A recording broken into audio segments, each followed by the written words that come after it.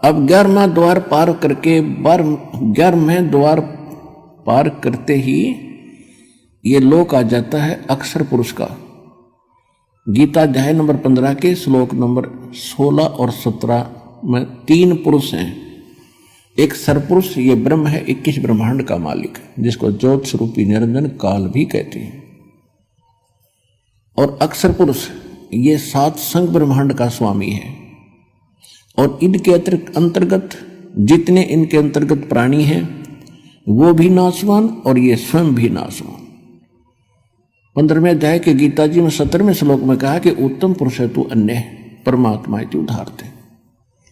उत्तम पुरुष यानी श्रेष्ठ परमात्मा तो इन दोनों से सरपुरुष और अक्षर पुरुष से अलग है, जिसको परमात्मा कहा जाता है। यह लोक धर्म अविषय विवृत्ति अवैश्वर है, जो तीनों लोकों में प्रवेश करके सबका धारण पोषण करता है, यानी कुल का मालिक वासुदेव। वो वासुदेव है, ये श्री कृष्ण वासुदेव नहीं, इसके तो पिता का नाम था वासुदेव। तो तब उस अक्षर पुरुष के लोक को पार करके फिर परमात्मा ने बताया कि जब तुम यहाँ आओगे, यहाँ इसके बहुत लंबा क्षेत्र है, इसके यहाँ से आपने जाना है तो यहाँ आपको इसका वो मिलेगा, विमान मिलेगा, और इसका टैक्स देना है आपने। उस बहर गुफा तक जाने का, 12वें द्वार में प्रवेश करने तक इसका टैक्स देना है। उसका एक मंत्र दूंगा जो इसकी कमाई बनेगी। फिर ये तैयार रखेगा आपके लिए यहाँ एक विमान है, और आपको 7 संग ब्रह्मांडों को पार करके बहर गुफा में छोड़ेगा। उसके बाद एक मंत्र और दिया जाएगा जो सार नाम है, उसकी कमाई से आप यहाँ 27 स्थान पाओगे। तो जो ही परमात्मा वहां पहुंचे तो अक्षर पुरुष का सारा स्थान दिखाया। अक्षर पुरुष के पास पहुंचे, वो खड़ा हो गया। वो ऐसा निकम्मा नहीं है जैसा ये काल है, लेकिन वहां भी जन्म मृत्यु प्राणियों की बनी रहेगी, लेकिन उनकी आयु बहुत बड़ी है। फिर भी जन्म मृत्यु पशु पक्षी ऐसे ही हैं, लेकिन वो किसी को खाता नहीं, स्वार्थवश दुखी नहीं करता। लेकिन कर्म आधार दंड वहां भी पुण्य और पाप, स्वर्ग और नरक दोनों ही बने हुए।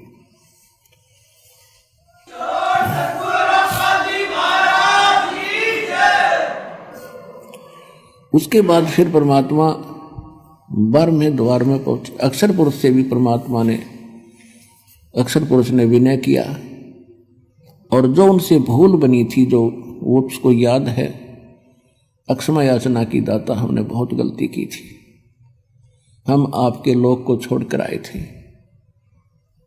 अब कभी दया करिए दाता। परमात्मा बोले वे दया तो हम रोज ही करें, पर तुमसे ये लालच ना छूटता, यहाँ की प्रभुता ना छूटती, ला अब कर दूं दया तेरे पे। मैं कहूँ ऐसे भक्ति कर। फिर क्या कहता जी, फिर देखेंगे, एक उठाठ दिखे उसने, फिर देखेंगे।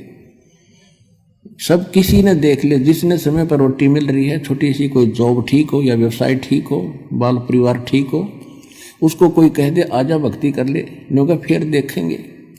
ये बात गुट्टी लानी है सामने, वह ना छूटती। फिर क्या देखेगा, जब गधा बन जाएगा फिर तो कुम्हार देखेगा, सिर मुकदमा मारेगा लठ। अब देखना तब देख, छोड़ सारी बुराइयों को और कर भक्ति सच्चे नाम की। और यहाँ भी सुखी रहेगा, जब तक तेरा यहाँ संस्कार है तो भी सुखी इसी से रहेगा। नहीं तो आज सब कुछ है तेरे पास, कल मृत्यु हो जा, फिर गधा बन कर घूम रहा होगा। खा का ये जीवन यहाँ का। और इस ज्ञान से यह बात समझ में आवेगी, प्रमाण दिया जाएंगे। भगवान बतावे, राखों देखा वो संत बतावे।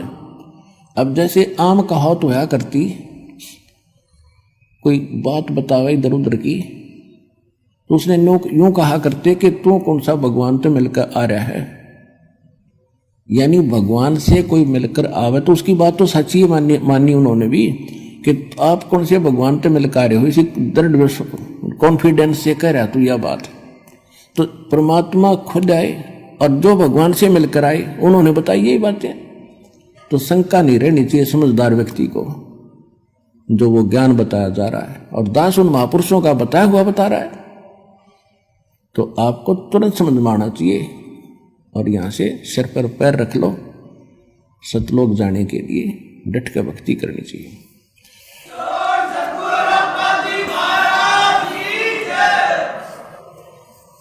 जब भंवर गुफा पार करके जब सतलोक में प्रवेश किया, अब आज तक किसी ने पूछ लो, किसी मजहब धर्म के व्यक्ति ने, परमात्मा कैसा है? परमात्मा तो निराकार है, वो देखा थोड़ा ही जाता है। परमात्मा का केवल प्रकाश देखा जाता है। देख कैसी अकल खराब हो रही थी हमारी। अब कोई कहे सूर्य निराकार है, सूर्य का केवल प्रकाश देखा जाता है, तो कैसी अकल है उस व्यक्ति में? तो हम ऐसे थे, हमारे ऋषि महर्षि सारे बालक बुद्धि वाले। जब सूर्य बिना प्रकाश किसका देखा? जब भगवान का प्रकाश देखा, डिवाइन लाइट देखी, तो कमाल की बात। वह लाइट है किसकी? वस्तु तो वो है देखने जोगी। इस लाइट ने के चाटेंगे हम, बता।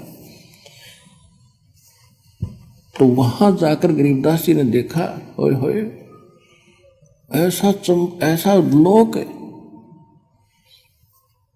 हीरे पन्ने, इनके हीरों के पहाड़ हैं, लालों के पहाड़ हैं। जैसे यहाँ पत्थर के पहाड़ हैं, वहाँ हीरे मोतियों के पहाड़ हैं। और सदा बाहर वहाँ के फल फ्रूट, यानी ये फलों के ड्राई फ्रूट जैसे काजू किस्मों सेब ये और फल वगैरह, और सब आहार वहाँ पर सदा बाहर है, कभी अंत नहीं होता। और वहाँ जाने के बाद ऑटोमेटिकली गरीबदास जी की बॉडी का शरीर 16 सूर्य के प्रकाश जितना तेजों में हो गया। अब वो कभी अपनी तरफ देख रहा कि ये क्या हो गया बाबा जी।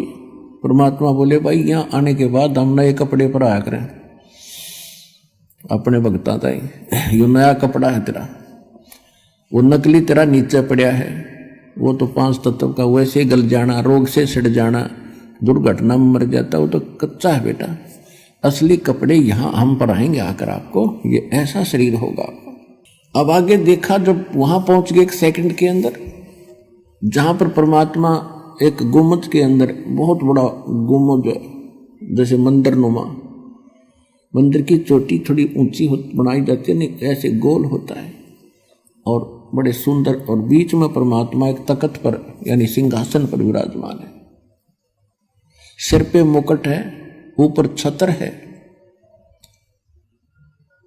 और परमात्मा के एक रोम यानी बाल में करोड़ सूर्य मिला दे, शरीर के बाल में करोड़ सूर्य मिला दे, रोम को ऊपर जो रोम उगे होते हैं, और करोड़ चंद्रमा और करोड़ सूर्य की रोशनी एक बाल के तुल भी नहीं है।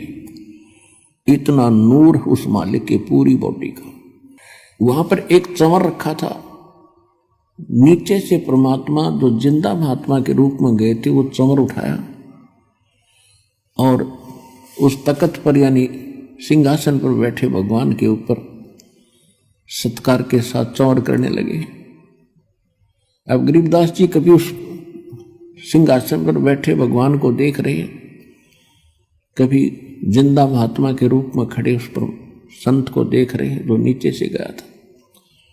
अब वो सोच रहे हैं कि ये क्या चक्कर है, ये भगवान ये है, ये बैठा। इसके बारे में ये बाबा जी बताते आ रहे थे। इतने में क्या हुआ, वो तेजो में शरीर वाला भगवान खड़ा हुआ और बाबा जी यानी जिंदा महात्मा के रूप में जो नीचे से गए थे परमात्मा, उस अनंत कोट ब्रह्मांड के सिंहासन पर विराजमान हो गए। और वो तेजो में शरीर वाले भगवान चंवर करने लगे जैसे सेवक करा करें।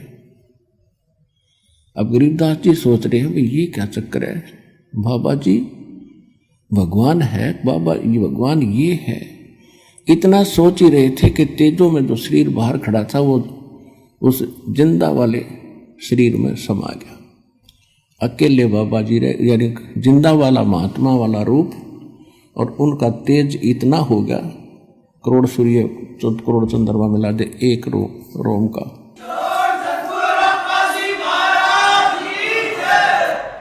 अब गरीबदास जी सोच रहे थे रे यूं क्या चक्कर भाई। तो परमात्मा ने बताया कि गरीबदास हम ही वो परमात्मा है। और ये सोचल सिद्धर मैं करूं अपने जन के काज। बेटा ये है मेरा लोक और ये सारा व्यवस्था आप देख रहे हो, क्योंकि वहां दिव्य दृष्टि प्राप्त हो जाती है। वहां से आप यहाँ की सुई भी देख सकते हो, कुत्ते गधे का सुअर भी को भी देख सकते, शरीर को भी देख सकते हो।